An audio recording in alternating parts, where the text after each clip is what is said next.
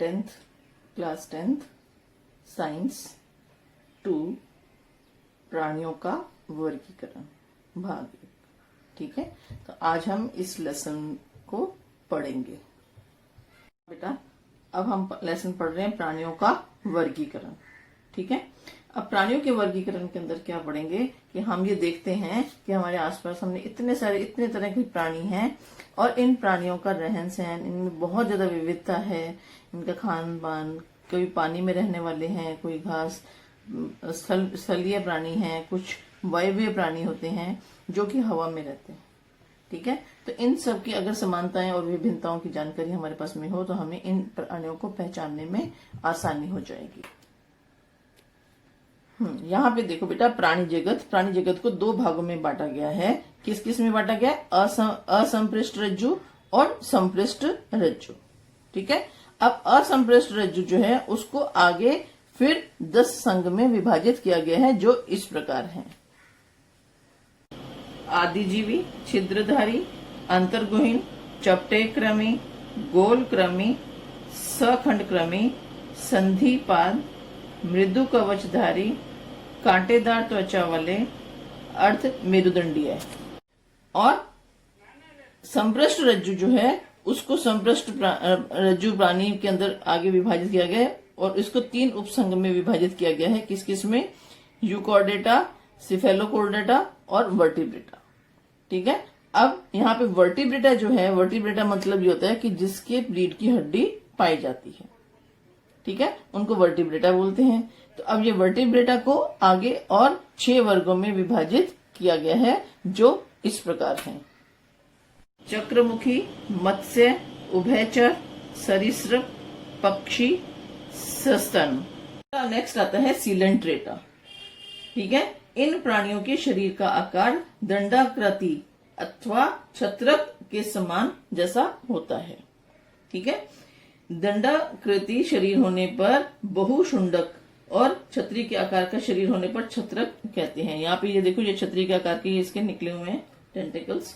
ये सभी जलचर प्राय समुद्रवासी होते हैं। ये समुद्र में देखो, समुद्र के अंदर का सीन दिखा रही हूँ मैं तुम्हारे को। यहाँ पे कुछ थोड़े मीठे पानी में पाए जाते हैं। इनका शरीर अरिय समिति होता है क्योंकि ऊपर से गोलाकार रहता है, इसका मुंह गोला है। ये देखो यहाँ पे बना हुआ है ये आकृति। तो इसका शरीर की समिति कैसी होगी? अरिय समिति होगी। और द्विस्तरीय कोशिका वाला होता है। इसके 2 स्तर पाए जाते हैं। ये दिख रहे तुम्हारे को यहाँ पे 2 स्तर। इसके मुख के आसपास दंश पेशी युक्त स्पर्शिकाएं होती हैं। ये जो कोशिकाएं हैं इसको बोलते हैं दंश पेशी युक्त कोशिकाएं। स्पर्शिकाओं का उपयोग करके भक्ष को पकड़ने के लिए होता है। इसका उपयोग किसके लिए होता है? भक्ष को पकड़ने के लिए। ठीक है, भक्ष के शरीर में विष का अंत क्षेपण करती है। इनका उपयोग स्वयं के संरक्षण के लिए भी होता है। उदाहरण जल, ये देखो, ये जलव्याल। ठीक है, ये देखो, ये जलव्याल है। ये देखो तुम्हारा कोरल रीफ है। ठीक है, जेलीफिश वगैरह, ये प्रवाल, जेलीफिश, प्रवाल, ये सब जो है वो इसके उदाहरण हैं। अब सबसे पहले हम पढ़ते हैं रंध्रीय प्राणी संघ, फाइलम पोरीफेरा। पोरीफेरा का मतलब क्या होता है? पोरीफेरा से ये मतलब होता है जिसमें छोटे छोटे पोर्स पाए जाते हैं। ठीक है, पोर्स पाए जाते हैं मतलब पोर्स में छोटे छोटे छिद्र पाए जाते हैं। तो सबसे सरल प्रकार की रचना वाले प्राणी हैं जिन्हें स्पंज कहते हैं। अपने घरों में हमारे पास में स्पंज होता है ना, जो बर्तन साफ करते हैं, तो उसी तरीके से दिखाई देते हैं। ये देखो, ये यहाँ पे इसका मैं तुम्हारे को फोटो दिखा रही हूँ। ये दिख रही है तुमको? ठीक है ना, ये स्पंज है। इसको हम ऑस्ट्रिया या ऑस्कुला कहते हैं। ये जलचर होकर अधिकतर समुद्र के मीठे पानी में पाए जाते हैं। मुख्यतः इन सभी प्राणियों का शरीर असममिति वाला होता है, इनकी सिमेट्री नहीं होती। मुख्यतः इन सभी प्राणियों का शरीर असममिति वाला होता है। इन प्राणियों के शरीर में विशिष्ट प्रकार की ऐसी कॉलर कोशिका होती है जिसकी सहायता से ये प्राणी पानी में प्रवाहित करते हैं। अब ये देखो, यहाँ पे ये दूसरी फोटो तुम्हारे को दिखा रही हूँ। ठीक है, ये साइकोन स्पंज की है। ये प्राणी किसी आधार से संलग्न होने के कारण उनमें प्रचलन नहीं होता। ये देखो, आधार के साथ ये जुड़े हुए हैं। ठीक है, तो इनमें प्रचलन नहीं होता। ठीक है, इसलिए इन्हें स्थानबद्ध प्राणी कहते हैं। ये एक ही स्थान के ऊपर रहने वाले प्राणी होते हैं। इनके स्पंज जैसे शरीर की में कंटिका शुकों अथवा स्पॉन्जिन के तंतुओं का आधार होता है। कंटिका कैल्शियम कार्बोनेट तथा सिलिका के बने होते हैं। ठीक है, अब यहाँ पे देखो, इधर ये दिखाई दे रहा तुमको,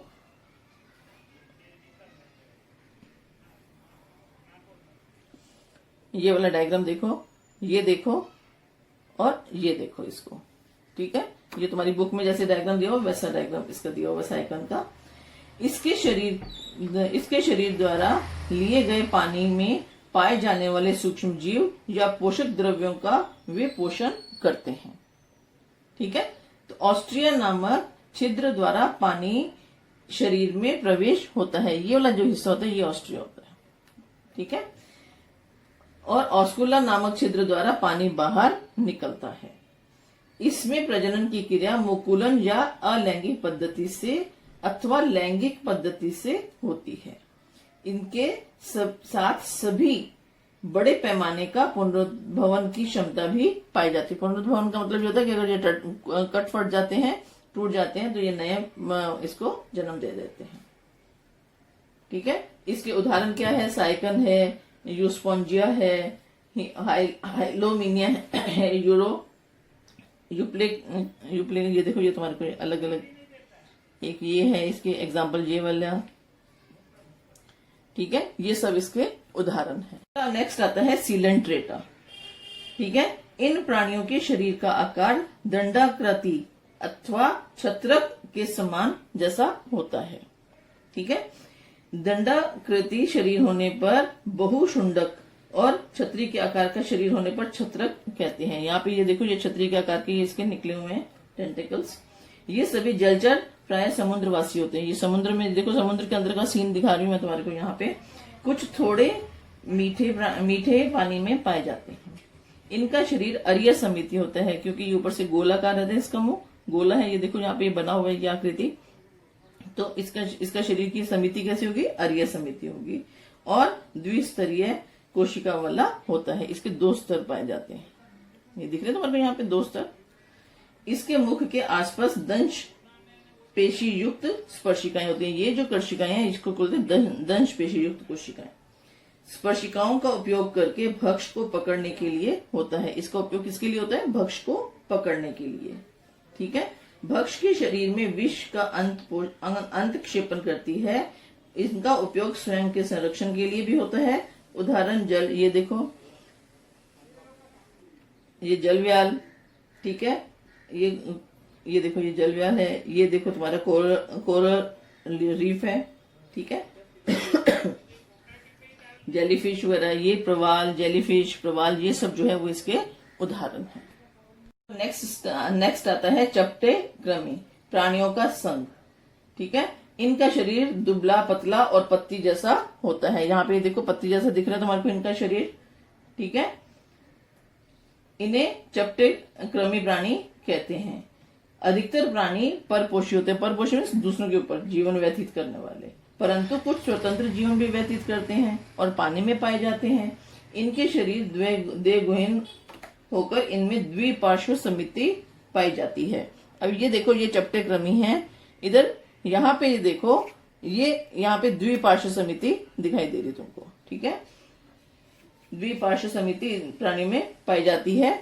और फिर उसके बाद में देखो, ये प्राणी त्रिजनन स्तरीय वाले होते हैं। इनमें 3 जनन स्तरीय, त्रिजनन स्तरीय का मतलब इसमें ये 3 लेयर्स हैं। ठीक है, कौन कौन सी? मेसोडर्म, एंडोडर्म और एक्टोडर्म। ठीक है, ये प्राणी उभयलिंगी होते हैं। उभयलिंगी का मतलब क्या हो गया? एक ही प्राणी में नर और मादा दोनों प्रजनन संस्थान पाए जाते हैं। उदाहरण लिवर फ्लूक, जो अभी तुमने देखा था, लिवर फ्लूक। ठीक है, और फीता कृमि प्लेनेरिया, ये देखो, ये प्लेनेरिया, इधर ये प्लेनेरिया, फीता कृमि। ठीक है, आता है फाइलम एस्के हेलमिंथीज, मतलब गोलकृमि प्राणी संघ। ठीक है, अब यहाँ पे देखो, इन प्राणियों का शरीर बेलनाकार, यहाँ पे लंबा दिख रहा है तुम्हारे को, बेलनाकार दिख रहा है। ठीक है, बारीक धागे जैसा तथा दंड गोलाकार, इन्हें गोलकृमि कहते हैं। ये प्राणी स्वतंत्र जीवन व्यतीत करने तथा अंतःपरपोषी होते हैं। स्वतंत्र रूप से रहने वाले प्राणी जलचर अथवा भूचर हो सकते हैं। इन प्राणियों का शरीर त्रिजनन स्तरीय है। इनके शरीर में नकली देह गुहा, आभासी देह गुहा होती है। इसके अंदर देह गुहा जो है वो आभासी होती है। ठीक है। इन कृमियों का शरीर अखंडित, अखंडित यहाँ पे कोई खंड नहीं दिख रहे तुम्हारे, छोटे छोटे खंड जैसे कैंचुओं में खंड होते हैं वैसे इसमें खंड नहीं दिख रहे, सफेद सपाट एकदम ऐसे प्लेन सरफेस होती है। ठीक है। अखंडित होकर इनके आसपास अनेक उपचर्म होते हैं। ये प्राय एक लिंगी होते हैं। मेल अलग होता है और फीमेल इसमें अलग होता है। ठीक है। मेल जो है वो फीमेल से छोटा होता है। फीमेल लंबी होती है, मेल जो है वो छोटा होता है। खंड सखंड क्रमी प्राणी। ठीक है। Phylum Annelida. अब इसके अंदर यहाँ पे देख रहे हो तुम लोग, केंचुआ देख रहे हो, जोंक देख रहे हो, ठीक है ना, नेरिस देख रहे हो। तो अब इसकी क्या विशेषता है? ये प्राणी बेलनाकार, लंबे तो है ही है, बेलनाकार है, दंडाकार, दंडाकृति लंबे होते हैं जिनको दंडाकृति बोलते हैं। विखंडी भवन, खंडी भवन दिखाई देता है, इसलिए इन्हें खंडीभूत क्रमी या सेगमेंटल वॉर्म कहते हैं। छोटे छोटे सेगमेंट बने होते हैं, छोटे छोटे खंड बने हुए होते हैं, तो इसलिए इनका नाम जो है सखंड क्रमी रखा गया है। ठीक है। अधिकतर प्राणी स्वतंत्र जीवन यापन करने वाले होते हैं। ठीक है। परंतु कुछ बाह्य परजीवी होते हैं। स्वतंत्र रूप से रहने वाले प्राणी समुद्र में, मीठे जल में पाए जाते हैं अथवा भूचर भी होते हैं। तुमने ये कैंचुए को तो तुमने बहुत अच्छे से देखा होगा। ठीक है। अभी बारिश के मौसम में बहुत सारे कैंचुए निकलते हैं। ये प्राणी तीन जनन स्तरीय, अभी मैंने तुमको पहले बताया तीन जनन स्तरीय कौन कौन से होते हैं, कैसे होता है। द्विपार्श्व समिति वाले और सत्य देह गुहा वाले होते हैं। इसमें देह गुहा वास्तव में होती है। अगर हम कैंचुए को कभी काट के देखते हैं ना, तो इसके अंदर पूरी ऊपर से लेके, यहाँ से मुंह से लेके और गुदा द्वार तक क्या होता है, पूरा का पूरा मिट्टी मिट्टी भरी हुई होती है इसमें। अगर इसकी आहार नल कट जाए किसी तरीके से तो वो गुहा है, आहार नल वाली पूरी गुहा है, ऊपर से लेके नीचे तक पूरी ऐसे गुहा जैसे बनी होती है। ठीक है। तो इसमें लिखा हुआ है सत्य देह गुहा वाले होते हैं। इनमें संचलन हेतु दृढ़ रोम अथवा परापाद अथवा शुक जैसे अवयव होते हैं। शुक का मतलब ये होता है छोटे छोटे, ये देखो, ये यहाँ पे तुमको डॉट्स डॉट्स दिखाई दे रहे हैं। तो अब यहाँ पे देखो, मैं इसको बड़ा करती हूँ, तो ये जो छोटे छोटे दिख रहे हैं तुमको, ये उभार जैसी संरचना है, शुक होते हैं। ये छोटे छोटे डॉट्स जो हैं इसको शुक बोलते हैं। ठीक है। तो अब यहाँ पे क्या होता है, इसके कारण इनका चलन अंग होता है। या छोटे छोटे छोटे छोटे पैर होते हैं, बिल्कुल पैर नहीं कह सकते उसको, रोम जैसी संरचनाएं होती हैं, वो जिसके कारण जो इनका चलन अंग होता है।